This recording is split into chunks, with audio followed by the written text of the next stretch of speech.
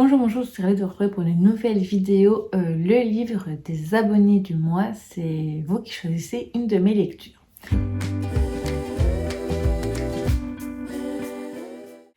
Donc, le mois passé, vous aviez choisi donc The Austen Academy, qui actuellement, au moment où je vous filme cette vidéo, n'est pas terminé, ce qui est juste mis en pause. Ce n'est pas un abandon, parce que je voulais le passer en audio et que l'audio ne sort que dans quelques jours. Donc voilà, je compte bien évidemment continuer cette lecture.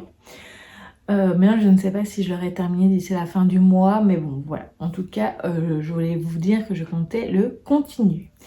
Alors, pour cette nouvelle sélection, pour ce mois, les titres que je voulais vous proposer, il y en a toujours 3.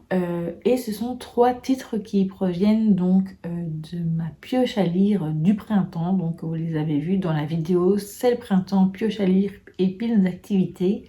Si ce n'est pas le cas, je vous remettrai la vidéo en barre d'infos. Et donc, je vous propose tout de suite donc, de commencer par le premier. Donc, c'est La lignée de Aurélie Valognes, donc aux éditions Fayard.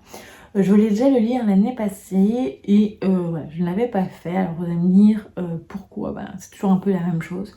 Alors je sais que pour certains ce n'est pas une pavasse, mais pour moi c'est vrai que j'ai plus l'habitude de lire de 250 à 300 pages en général.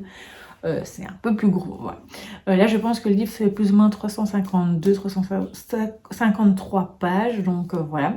Si c'est celui que vous choisissez, je le lirai dans un premier temps, et si je vois que je coince dedans, je passerai en audio. Alors, je vais pas vous lire toute la 4e, je vais juste vous lire le premier petit paragraphe et le dernier, donc. Louise et Madeleine, 2 écrivaines, 2 générations, l'une écrit pour fuguer, l'autre fugue pour écrire. L'une débute dans l'écriture, l'autre n'écrit plus.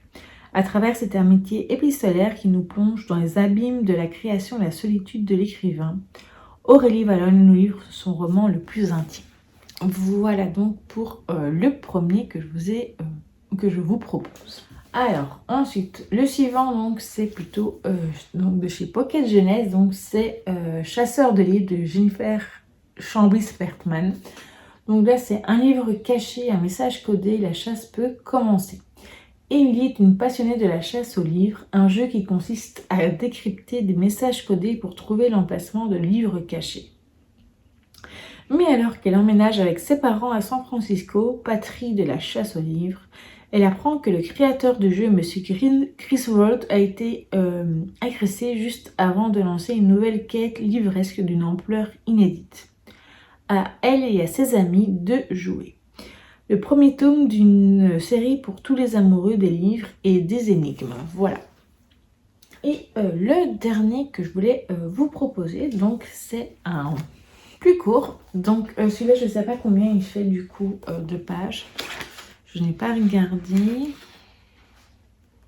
Mais je pense que c'est aussi un peu 350 pages, plus ou moins. 47, ouais. Ouais, 354, voilà. Celui-ci, comme vous le voyez directement, il est beaucoup plus court. Il fait, je commence déjà par ça. Et je sais pas, il n'y a même pas le nombre de pages. Ah si. 113 pages, donc vraiment celui-ci est vachement plus petit. Donc c'est Thibaut, les leçons de Nietzsche, donc de Sophie Talman et des dessins de Maïté Schmidt. Voilà, je n'ai jamais lu Sophie Talman jusqu'à présent et je voulais commencer par ce livre jeunesse. Et je découvrirai encore après, si jamais ça me plaît déjà comme ça, sa plume avec, on va dire, des romans un peu plus adultes. On va dire plus contemporain, etc. Et donc voilà, donc sa rencontre avec Nietzsche, le livrier, va tout changer pour Thibaut.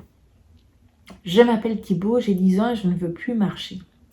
Il paraît que j'ai un sacré caractère et que ça va m'aider à aller mieux. Mes parents, eux, sont prêts à tout pour me rendre le sourire. Tout. Alors voilà, moi, ce qui me ferait plaisir, c'est d'adopter Nietzsche, ce chien un peu bizarre et très odorant de la SPA. Voilà, donc il me tente beaucoup. Évidemment, petit récapitulatif. Donc on a la lignée donc, de Aurélie Valognes, où là comme emoji je vous propose donc un stylo. On a Chasseur de livres de Jennifer Chambis-Bertman, donc avec, là je vous propose comme emoji une pile de livres. Et pour Thibaut, la leçon de Nietzsche, donc de Sophie Talman, je vous propose un petit chien, une tête ou un chien, enfin bref, un emoji chien. Voilà donc pour la sélection donc pour le mois d'avril. N'hésitez pas à me dire si vous avez déjà lu ces livres ou s'ils vous tentent. Et évidemment, n'oubliez pas de voter en commentaire pour le livre que vous souhaiteriez que je lise durant le mois d'avril. Et je vous dis donc à très vite pour de prochaines vidéos.